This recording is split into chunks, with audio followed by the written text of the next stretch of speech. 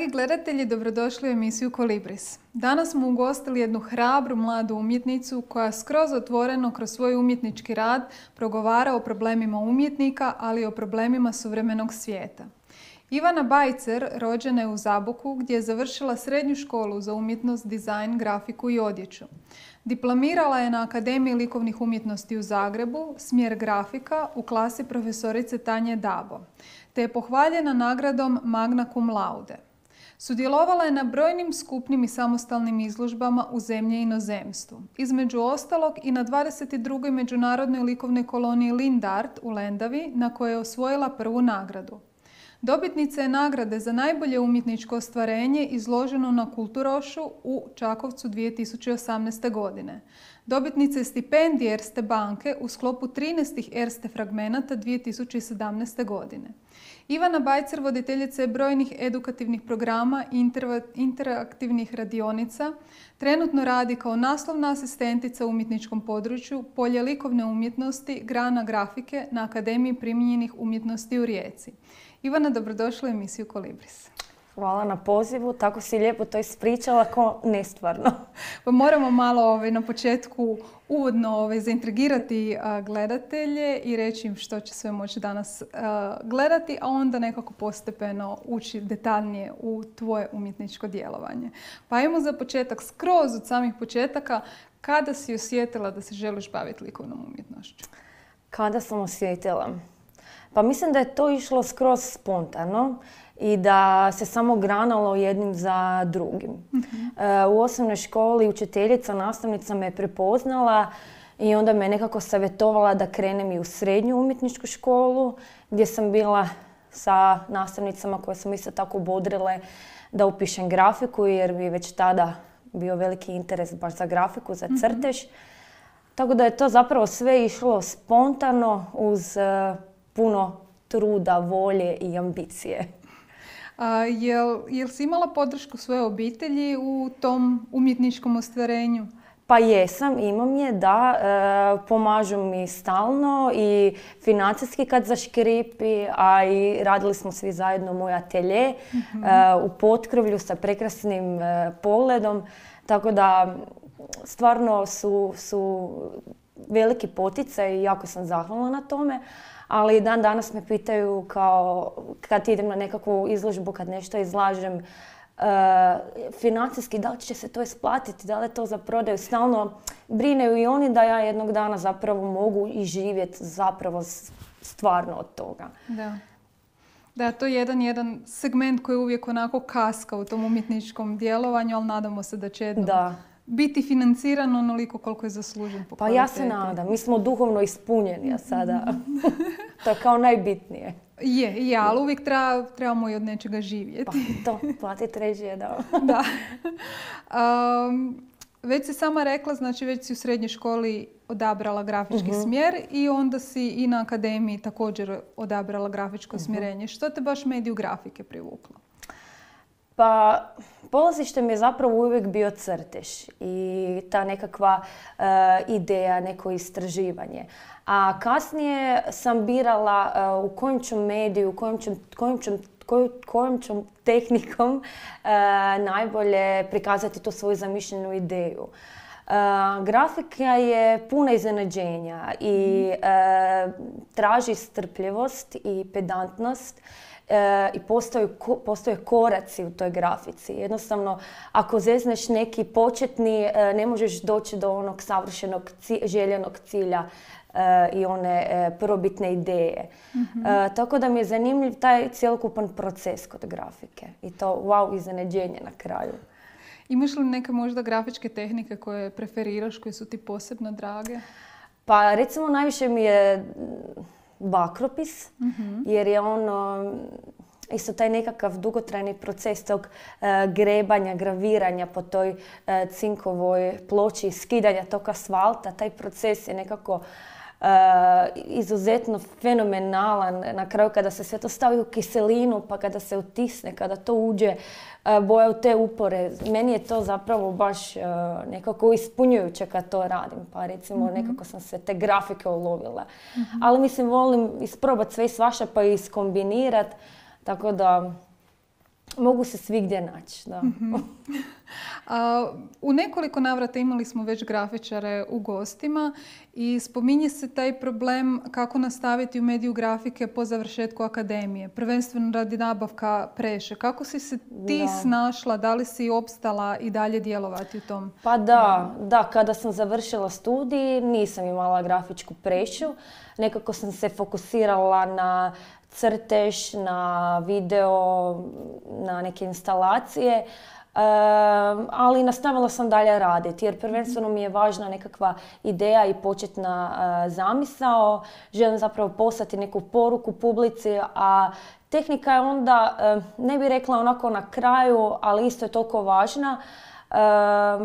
Ali nekako sam se snašla jednostavno. Uključila sam se u neke radionice, izradu knjige, pa sam bila uz prešu. Pa sam radila tu nekakvu knjigu na otvaranje u Akropisu. Baš je ta radionica bila na akademiji. Pa onda, evo, malo sam onda i tada dotaknula. Ali nakon toga sam se zaposlila na akademiji u Rijeci i sada sam danonoćno pred prešom. Ne gubim ni sekundu. Drago mi je čuti da se opet otvorila ta mogućnost. Da. Završila se znači akademiju u Zagrebu, pa kako bi rekla, kako je bilo iskustvo studiranja na akademiji, kakvi su bili profesori, kakvi kolege? Da, pa zapravo mi smo svi bili kao jedna velika obitelj, pogotovo kolege koji su danas divni prijatelji sa kojima danas dijelim galerije, sudjelujem na izložbama, rezidencijama, gdje se ponovno nova prijateljstva sklapaju, nekakve nove suradnje otvaraju, što je stvarno predivno. Što se tiče profesora, isto tako, uvijek sam bila motivirana, uvijek su me bodrili i poticali na stvaranje, jer su vidjeli da ja uvijek želim nešto više, uvijek sam se grabila za još. A isto tako bilo je i negativnih komentara i nekakve negativne energije koje sam ja isto tako široku ruku prihvatila i jednostavno iskoristila i to negativno pretvorila u pozitivno. Tako da to je zapravo jednostavno život, nije uvijek se poloju. Da. A o tim svojim problemima i izazovima si već počela komunicirati kroz svoje radove za vrijeme studija. Pa kako su profesori reagirali na to? Da li su te poticali u tome? Da li su ti možda savjetovali da se usmjeriš u nekom drugom smjeru ili kako je tekao taj proces? Da, pa bilo je svega. Neki profesori jednostavno više preferiraju da to bude odličan crtež, odlična tehnika, odlično izvedeno. Naravno, ja to preferiram, ali prije svega preferiram da to bude stvarno jaka i dobra ideja, da ja kroz svoj rad mogu poslati poruku, da ja zapravo imam neku umjetničku namjeru, da moj rad da moj rad nije samo izložbeni objekt, i da on nije samo u nekakvom prostoru viseći, čeka da ga neko pogleda, već želim uvijek poslati nekakvu poruku i stvoriti nekakvu interakciju sa promatračem. Pa zato sam na 4. godini prebacila se kod profesorice Tanje Dabo, koja me u tome užasno motivirala i poticala i bacala u vatru, ali ja sam se dobro snašla i tada sam počela sa performansima, sa nekakvim instalacijama, sa videima, filmićima. Tada sam shvatila zapravo da sam puna nekih mogućnosti i da mogu više i da razmišljam i na 100 načina, ne samo na onaj jedan kao ukalupljen, već kao malo van kalupa nekog. Znamo se od kad si bila studentica, hvalili su te profesori da si jako marljiva, jako odgovorna, da si baš svo znanje upijala ko spužva. Pa što bi rekla danas, na primjer, mladima koji tek žele upisati akademiju, koje savjete bi im dala, što je ono najbolje, ne recimo, što mogu dobiti od akademije, kako pristupiti tome, znači imala si i pohvale i kritike, jednostavno kako proživjeti to iskustvo? Pa, ako u sebi osjećaš onaj neki žar i onu žeđu za umjetnost, za kreativnošću, nemojte se obeshrabriti jednostavno. Vjerujte samo i sebi, samome sebi. Biće uvijek negativnih energije, negativnih nekakvih poticaja, negativnih. Ali to je sve zapravo dio života. Nikad nije onako, uvijek sve nedobro, mislim nikad nije nešto samo pozitivno, već uvijek i malo te negative, malo nekakvog... Zapravo ta negativa nas potiče da budemo još bolji. Shvatite ozbiljno zapravo, shvatite studij ozbiljno i neka vam to bude nekakva podloga za budućnost. Probajte, kad smo studenti, jednostavno istražujemo i radimo na sebi. Znači, nemamo ni nekakvih dodatnih briga, već je sve na nama, već sve radimo za nas. Tako da, mislim da treba to shvatiti ozbiljno i trebaju biti puni ambicije. Ipak smo mladi, ipak su oni mladi, tako da jednostavno, ako osjete to, moraju ići za tim. Neki ne misliju o šta će biti ako ono nešto, već ono samo da kao slušaju sebe i taj sve neki poriv koji imaju. Lijepi savjet. Da. Kada si završila akademiju, znači to je jedno recimo kritično razdoblje, tamo su ti bili svi mediji na raspolaganju, profesori, mentori za savjete i sve i onda trebaš jednostavno početi sama djelovati. Smatraš li da te akademija dobro pripremila u tom segmentu da trebaš, ne znam, sama aplicirati na natječaje, napraviti nekakav portfolio, možda razgovarati sa galeristima? Da li ste dobili dobro tu pripremu ili samo recimo teorijsku i praktičnu iz umjetničkog djelovanja i kako si se ti snašla u tim prvim godinama po završetku?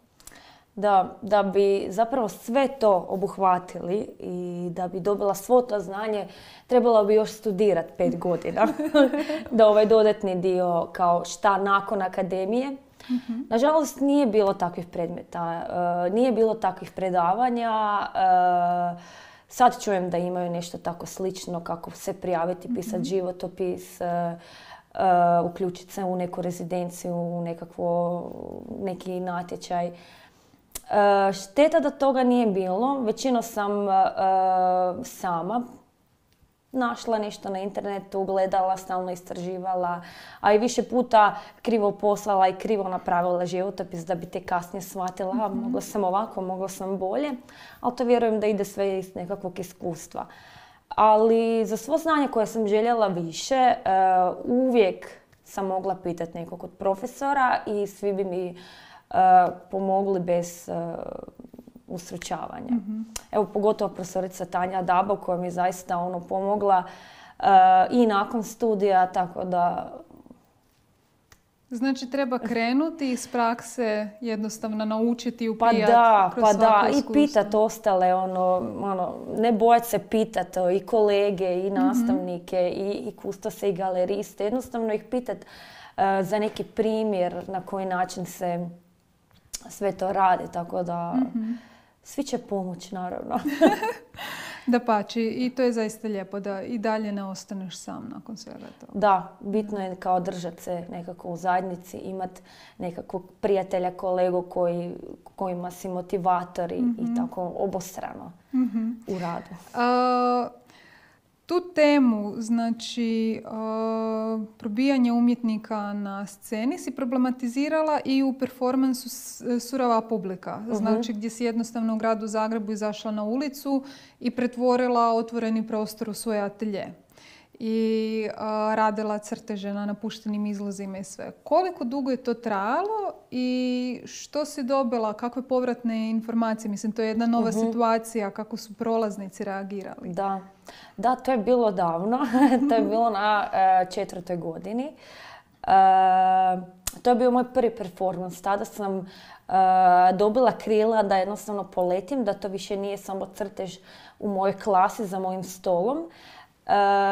Bila sam tada vjerojatno i ljuta kako sve funkcionira, galerija, atelje, kako nemamo atelje, kako ne dobimo atelje, kako treba proći 1000 godina da ja budem stara gospođa i da konačno dobim taj atelje. A do onda sam se poslužila ulicama grada. Htjela sam im približiti umjetnost publici. Htjela sam pokazati zapravo koliko je umjetnost važna, koliko je kreativa zapravo važna za nekakvo duhovno obrazovanje, nekakvu duhovnu higijenu, za apsolutno sve, apsolutno svo društvo. Recimo, svi su to nekako dobro primili. Bilo je dosta i negativnih komentara koje sam zapisivala, ali to sam i očekivala jednostavno. A što bi navela? Koji su bili pozitivni, a koji negativni od onih koji se sjećaš komentara? Pa negativni su bili kao jednostavno šta ja tu radim. Mislim, to je samo nekakva cvjećarna, izlog cvjećarne ili to je nekakva stara galerija, zapuštena, nije stara, zapuštena. Šta ja sad glumim, tu tražim nekakvu pažnju. A bilo je jako pozitivnih, kao jel hoćete ostati tu, kao nek nam to bude, čisto da ne gledamo ove prljave izloge, prljavo staklo. Tako da bilo je pozitivnih i negativnih. I, sad si spomenula važno pitanje ateljeja. Mislim, kako ti si imala sreću da imaš podršku svoje obitelji, da su ti doslovce dio svog obiteljskog doma rezervirali za atelje. Kako se tvoji kolege snalaze s time? Mislim, prostor za djelovanje je izuzetno bitan. Da, je. Pa dobro, neki imaju isto kao sličnu situaciju kao ja, a neki iznajme nekakav stari prostor i u njemu rade. Tako da nekako se snađe jednostavno. Dovoljan je i mali prostor, samo je bitna ta nekakva ambicija koju imamo u sebi, ta motivacija za radom. Dovoljno je onako u krevetu uzeti taj papir i raditi. Bitno je raditi. To svakako. I mislim da baš starije generacije, kad sam izučavala Ivu Šebalja, da je onako radio 10 sati dnevno i do 90-ih godina, da nikad nije prestao i da nije bitan samo talent, nego baš to rad, kontinuirani rad da bi se razvijao. Da. Kao vožnja biciklom je to. Da. Djeluješ u području crteža, grafike, slike, performansa, video rada, javnih akcija. U svim tim područjima baš suvereno vladaš. Da li imaš neko područje koje prepoznaješ da je najviše ti? Tako osjećaš baš kao svoje? Pa mislim da je to možda crtež jednostavno. Mislim da je to crtež jer zapravo ne prođe ni jedan dan a da ja nisam ništa nacrtala. To su te umjetničke knjige, sketchbooci gdje stalno nešto skiciram, nešto stvaram, nekakve ideje dodatne koje na kraju nastaju instalacije, video projekcije, a crtež mi je taj koji je zapravo polazište za svaki moj sljedeći nekakav medij, tehniku.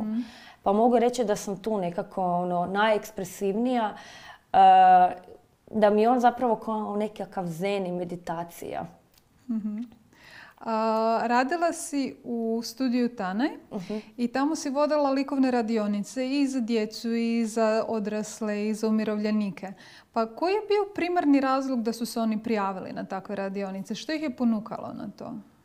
Da, pa recimo mališani, oni jednostavno trebaju tu nekakvu igru, njima je užasno zanimljivo, recimo radila sam sa njima stalno karton tisak.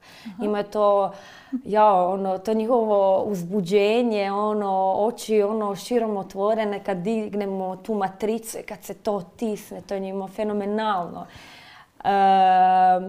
Odrasli, recimo mlađi, oni se pripremaju za akademije, oni žele dodatno naučiti, onda žele imati neki kontinuirani rad, da na kraju mogu skupiti radove za akademije.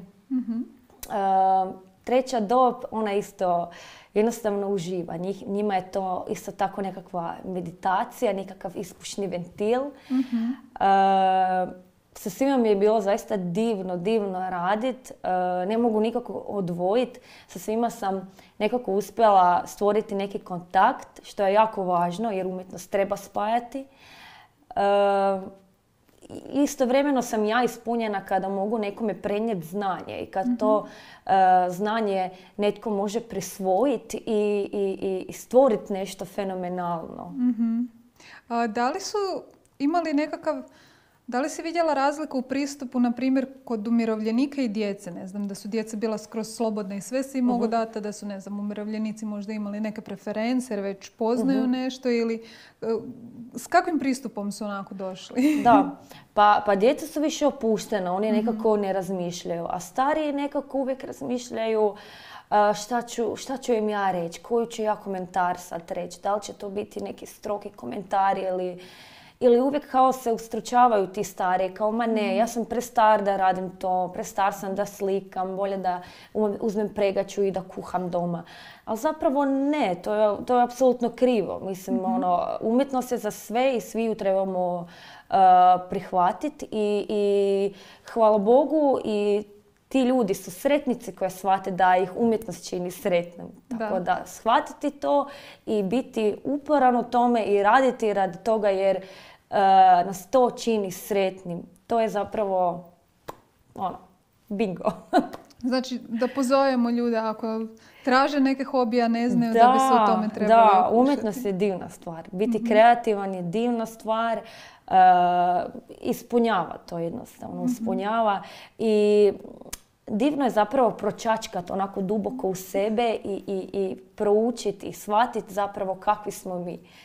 Tako da zapravo to je divan i hobi i posao i poziv i karijera. U svom radu vrlo često propituješ međuljudske odnose, znači odnos same sa sobom, sa svojom obitelji, općenito sa društvom i zajednicom. I tvoj diplomski rad koji se zvao o događajima i odnosima upravo je na temu kako su ti odnosi utjecali na tebe kao osobu.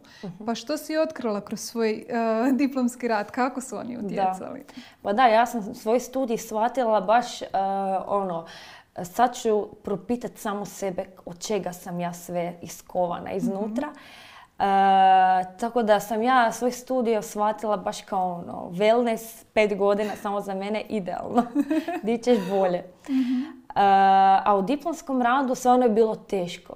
Teško je bilo, pogotovo prvo to nekakvo istraživanje, to kopanje, gdje zapravo tu su bili i društveni odnosi i prijateljski odnosi.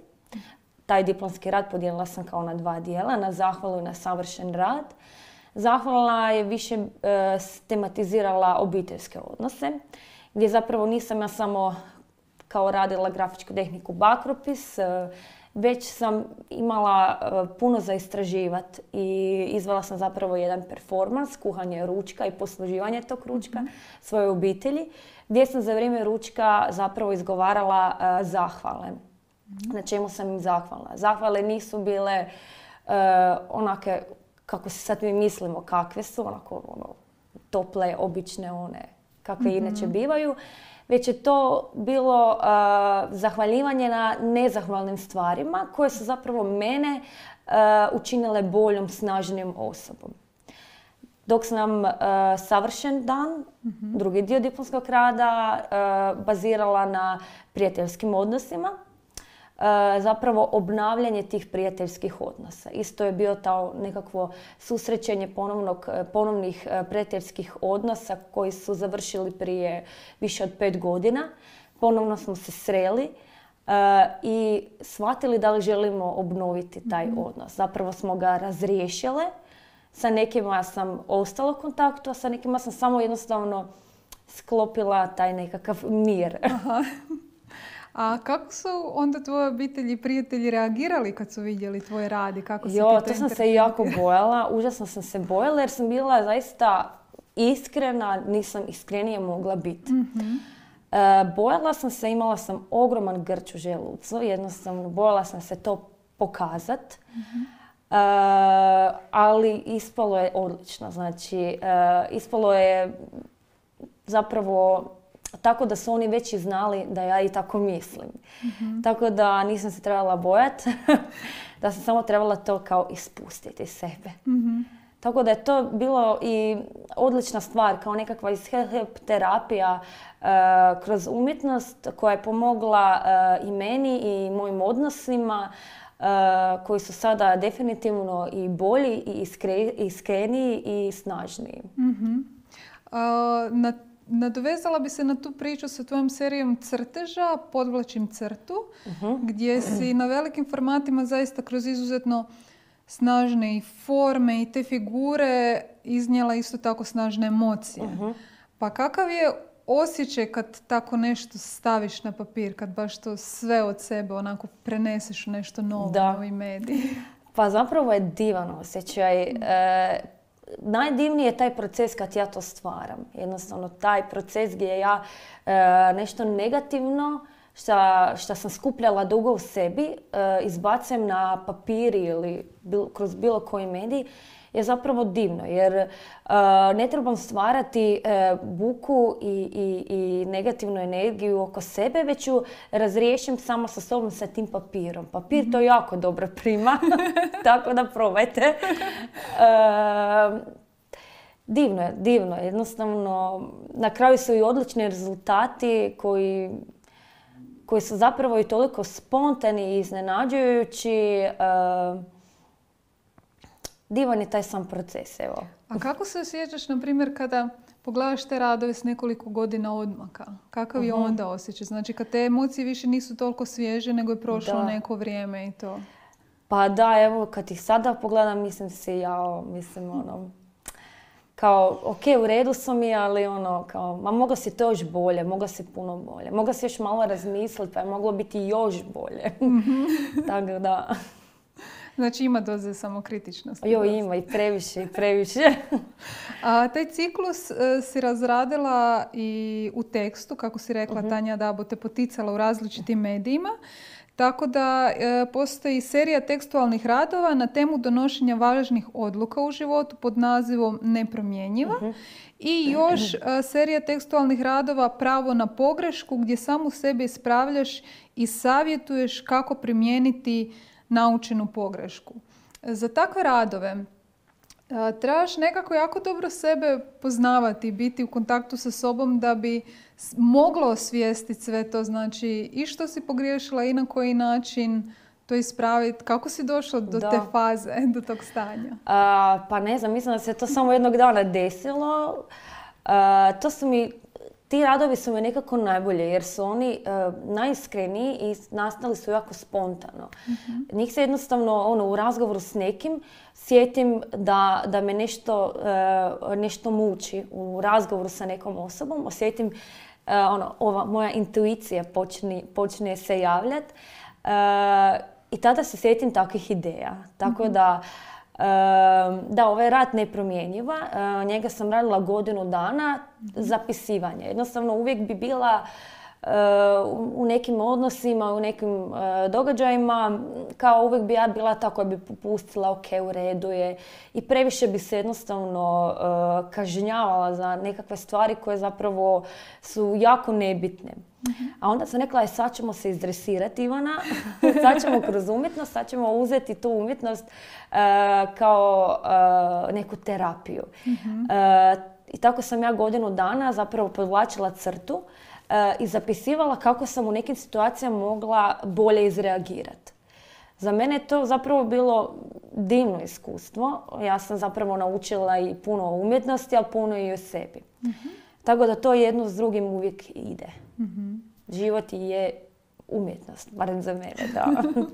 A to bi, znači, kontinuirano radiš kao neku vrstu dnevnika, bilo kroz tekst, bilo kroz crtež ili grafiku, je li tako? Pa da. A jel se boje onda tvoji prijatelji i obitelj, mislim, s obzirom da sad imaš taj kontinuitet, da li će opet biti zabilježene ili interpretirane? Da, stalno se boje i kolege sad u Rijeci mi uvijek pitaju, ajme, šta si sad zapisala, kao, jel nešto o nama, pa kao daj malo da mi to pročitamo, ali ne, mislim, nije ništa toliko negativno jednostavno, ali volim zabilježiti nešto što me potakne na nešto i volim zabilježiti nešto što me dodirne, što me usrećilo i nešto što me razljutilo. Tako da, jednostavno sam sad spontano, nisam ni shvatila da zapravo vodim te dnevnike. Jednostavno je to toliko bilo normalno kao što i dišem. Da. Pa evo ga, skroz... Znači, ako Ivana izvadi malu crnu knjižicu, trebamo se zavrijeti. Da, ma ne, ima i crvenih. Crvenih, tako. Kad smo već kod crvenih, imala si sad krajem prošle godine izložbu u svom rodnom kraju, u galeriji grada Krapine. I tamo si, zaista, mislim, veliki je taj prostor, kroz veći opseg radova progovorila ne samo o svojim strahovima, problemima i stanjama, nego općenito i o problemima umjetnika i mladih umjetnica. Evo tu imamo tvoje knjige Patnje mlade umjetnice kroz nekoliko dijelova. Da li je trebalo hrabrosti na jedan takav korak sa tako iskrenim, direktnim i otvorenim radovima se predstaviti, evo, zavičajno u rodnom kraju? Pa da, to je bio izazov, ali meni se baš sviđao taj izazov, jer su vjerojatno svi očekivali da to bude nešto tradicionalno, da to budu možda i neke slike i nekakve boje koje ja ne preferiram. Pa je zapravo bilo divno tako nešto napraviti. Staviti onu staklenku i onaj milodar za umjetnost, to mi je bilo isto... Daj molim za gledatelje objasni kakav je bio koncept tih milodara. Aha, to je zapravo bio kao otvoren neki kufrić sa milijun malih crteža, slika i grafika.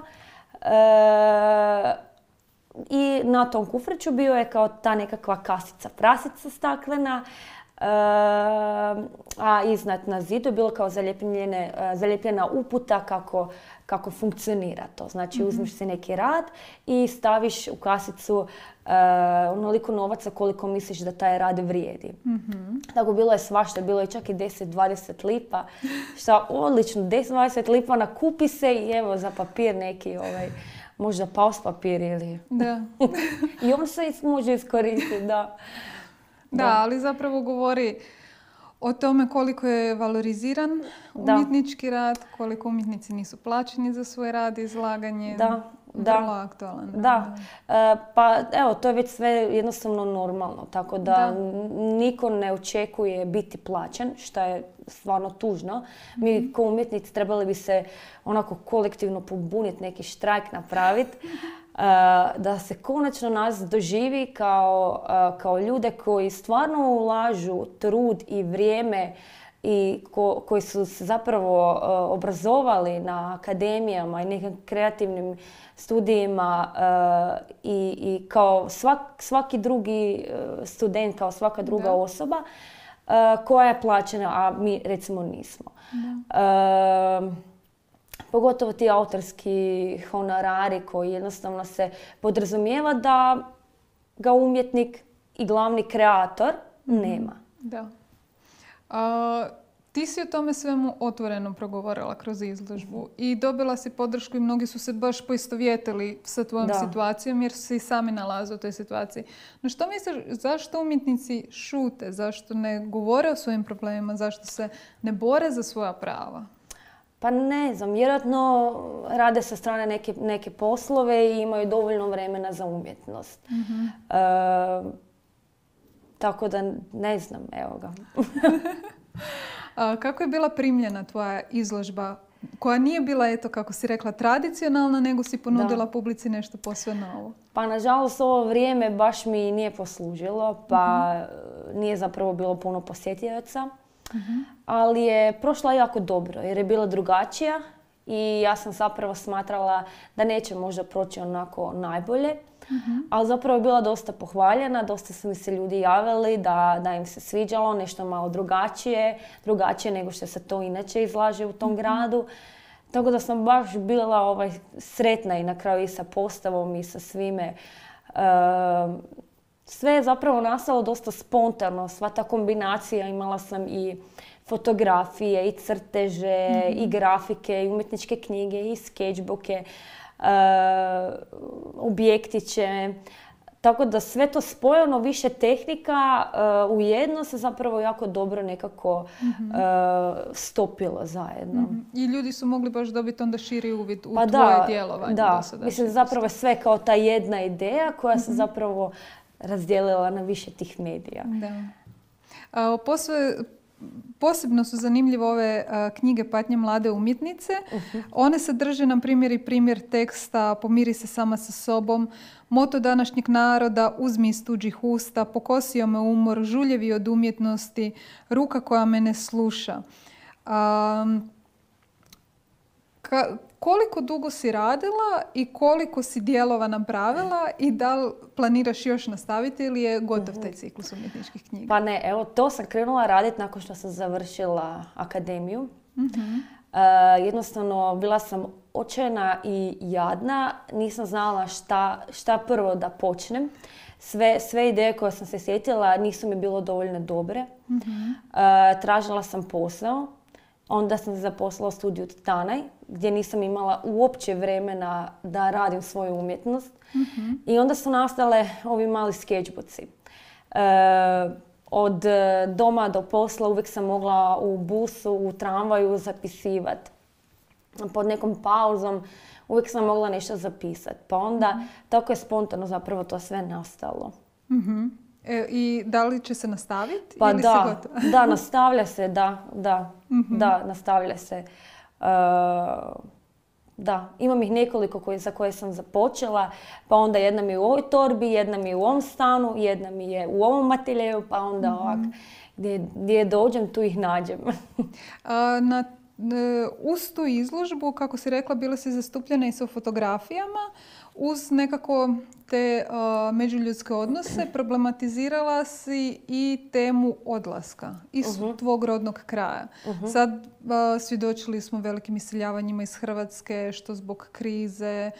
Sad smo u pandemiji, pa je zapravo u cijelom svijetu isto, ali to iseljavanje prati pogotovo nekakva manja mjesta. Slavonija nam je praktički prazna. Što te ponukalo na tu temu i ako možeš opisati malo te fotografije, na koji način si problematizirala tu temu? Da, te fotografije, taj odlazak, zapravo je performans gdje sam se ja obukla u tu neku transparentnu uniformu i stajala sam ispred kuća, ispred ruševina i ispred zapuštenih kuća u kojima više niko ne živi, koji su se iselili ili ispred onih gdje je neko već umro. Zapravo tim činom ja sam željela nekako posvetiti pažnju tim mjestima. To su i kuće mojih prijatelja koji su nekad tu živjeli. Mi smo tu proveli nekakvo djetinjstvo ispred, u tom dvorištu smo se mi igrali. A sad nema ničega, već jedno duže vrijeme i sve više se gasi. Ja sam svojim prisustvom zapravo željela i odati nekakvu počast i stvoriti nekakvo utopijsko mjesto koje možda u budućnosti bude ispunjeno i ponovno izraste u nešto novo. Da, zanimljiva koncepcija i nadam se da će možda inspirirati ili da će se državna vlast osvijesti da bi trebali se fokusirati na zadržavanju ljudi. Pa da, to bi bilo lijepo, da. Pa makar i kroz umjetnost ukazivali na nju. Da. Osim svih tih tema, znači sad si problematizirala odlazak iz rodnog mjesta. Ti sama rođena si u Zaboku, odrasla si u Krapini, studirala si u Zagrebu i sada si u Rijeci. Da. Znači, dosta si se selila. Što bi rekla, što je pojedini grad, što si ponijela iz njega ili što je ono najbolje što ti je dao? Da, pa ja sam se jako brzo u svim tim gradovima snašla.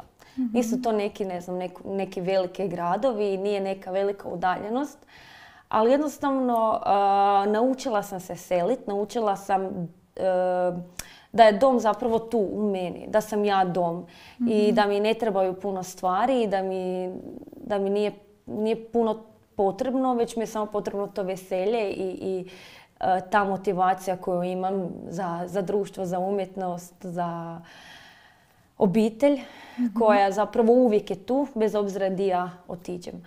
A gradovi kao takvi, u svakom sam zapravo, u jednom sam studirala, u jednom sam završila srednju školu, a u jednom sad radim. Svi su oni onako kreativni i postepeno zapravo sam odlazila ka jednom pa ka drugom. I dan danas su oni meni domovi i dan danas ja volim biti u tim gradovima i za svakoga zapravo imam neku lijepu uspomenu. Zapravo te svaki je bio neko važno formativno razdoblje. Znači srednja škola, fakultet, radi samostalan rad u tom smislu. Pa zadnji u kojem sad i radiš je Rijeka. Kako si, znači, recimo iz Zagorskih brega, otići na more, kako si se prilagodila gradu? Da, pada puno kiša, da. Ali je divno je. Divno je raditi na akademiji, biti okružen svim tim kreativnim ljudima, asistentima, koji su mi sada i prijateljice već. Divno je surađivati sa profesorima i upijati njihovo znanje. Divno je biti uz prešu, uz divan veliki atelje koji samo vapi da se radi u njemu. Jednostavno učim do smrti, do kraja života ću učiti i jednostavno sam predana tome da stalno nešto upijam, pa tako i u Rijeci. Osjećaj pripadnosti si problematizirala i u svom ciklusu crteža unutar, gdje si stavila zapravo interaktivan opet odnos kroz jednu kućicu. Što si tražila od posjetitelja da napišu? Pa da, ti crteži su neki organski oblici koji su zapravo kao onaj unutarnji grč, onaj unutarnji stres koji je dosta puta prevladao meni. Baš zbog tog iseljavanja, baš zbog tog stalnog kufra koji moram vući, busak na kojeg moram stići. Nastala je baš ta tema gdje sam zapravo ja tražila svoj dom, gdje sam se zapravo pomirila da mi ne treba 1000 stvari, da mi je dovoljno jedan ruksak i par stvari da ja budem zapravo u miru. I da mi je zapravo bitno da sam ja sretna samo sa sobom i da ja imam raščišćene nekakve probleme, nekakvu svoju duhovnu čahuru.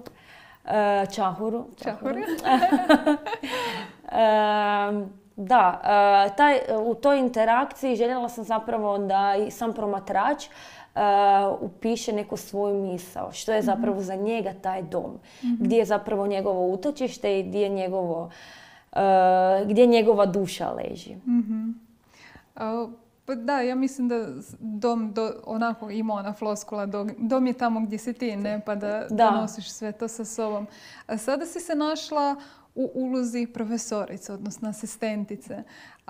Da li si imala tremu pred studentima, da li ćeš biti autoritet ili ćeš im biti prijateljica, ili kako si pristupila u tom pedagoškom pristupu? Da, kako sam pristupila?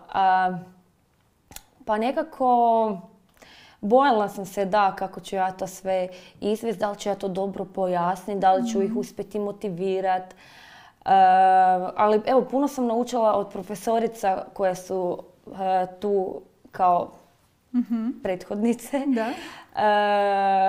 od kojih sam puno naučila baš upravo na koji način one pričaju sa studentima, na koji način se one predstavljaju studentima i na taj način sam se ja zapravo i gledajući njih i opustila u tom radu. Jednostavno shvatila da jednostavno na lijep način se može sve objasniti, da zapravo imam poprilično dosta znanja da ga prenesem i imam veliku želju da ga prenesem i veliku želju da i dalje učim od kolega i od profesora. I imam tu moć da prenesem to znanje jednostavno. Tako da Na njima je samo da upijaju. I kakva su iskustva do sada pedagoškog rada? Da li ti se to sviđa? Mislim, možeš im onako sva svoja iskustva studiranja i sve te prepreke i negativnosti nekako im da prenijeti. Da, drago mi je da imam ja toliko iskustva pa im mogu tu pomoći i možda olakšati stvari, ali opet sve je zapravo na njima, onoliko koliko oni to žele. Ako su željni raditi, oni znanje mogu dobiti od svih. Tako da bitno je da imaju tu nekakvu motivaciju. Ali da, užasno mi se sviđa to raditi, baš je kao san snova.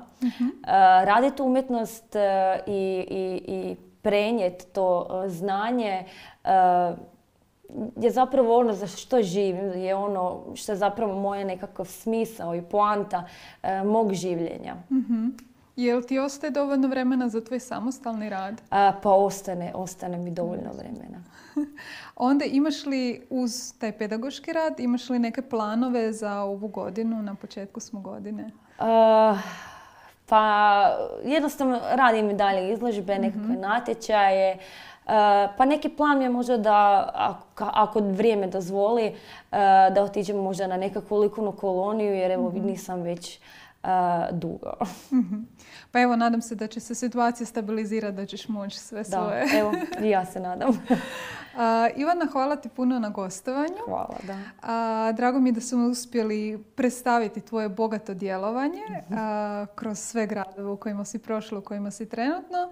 I želimo ti puno sreće u budućem radu. Pratit ćemo ga, najavit ćemo kad ćeš imati nekakve izložbe i hvala ti puno na gostovanju. Hvala vama na pozivu.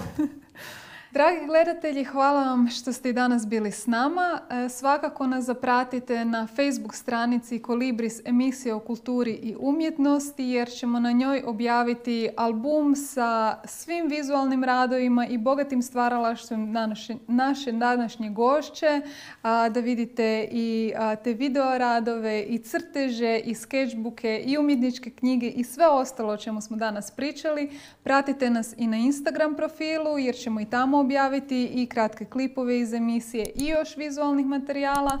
I svakako se pretplatite na YouTube kanal emisije Kolibris, emisije o kulturi i umjetnosti, jer tamo srijedom u 20 sati imamo premijere svake naše nove emisije. I ako imate bilo kakvih pitanja, slobodno nas kontaktirajte i putem naše e-mail adrese. Hvala vam još jednom i vidimo se ponovno za 7 dana.